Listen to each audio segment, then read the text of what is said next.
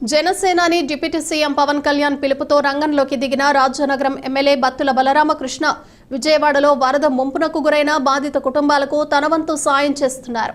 5,000 మందికి ఆహారం, 5,000 మందికి వాటర్ బాటిళ్లు అందజేశారు. కూటమి ప్రభుత్వం అన్ని విధాలా ఆదుకుంటుందని భరోసా ఇచ్చారు. ఎమ్మెల్యే బత్తుల బలరామకృష్ణ ఆయన సతీమణి బత్తుల వెంకటలక్ష్మితో కలిసి ముంపు ప్రాంతాల్లో పర్యటించారు. పవన్ కళ్యాణ్ పిలుపు మేరకు హుటాహుటిన విజయవాడ బయలుదేరి వెళ్లిన ఎమ్మెల్యే బత్తుల బలరామకృష్ణ ముంపు ప్రాంతాల్లో పర్యటించి తీవ్రంగా చలించిపోయారు. రాష్ట్ర వ్యాప్తంగా కురుస్తున్న భారీ వర్షాలకు నీట మునిగిన విజయవాడలోని కొత్త రాజరాజేశ్వరి నగర్, అయోధ్య నగర్, సింగ్ నగర్ ప్రాంతాల్లో రాజానగరం ఎమ్మెల్యే బత్తుల బలరామకృష్ణ గారు తమ సతీమణి వెంకటలక్ష్మి గారితో కలిసి పర్యటించారు. రాజానగరం నియోజకవర్గం నుంచి 5,000 బిర్యానీ ప్యాకెట్లను, మరో 5,000 వాటర్ బాటిళ్లను ముంపు ప్రాంతాల్లోని ప్రజలకు పంచిపెట్టారు. వారి కష్టాలను స్వయంగా అడిగి తెలుసుకుని వారికి ధైర్యం చెప్పారు. కూటమి ప్రభుత్వం అన్ని విధాలా ఆదుకుంటుందని బలరామకృష్ణ పేర్కొన్నారు.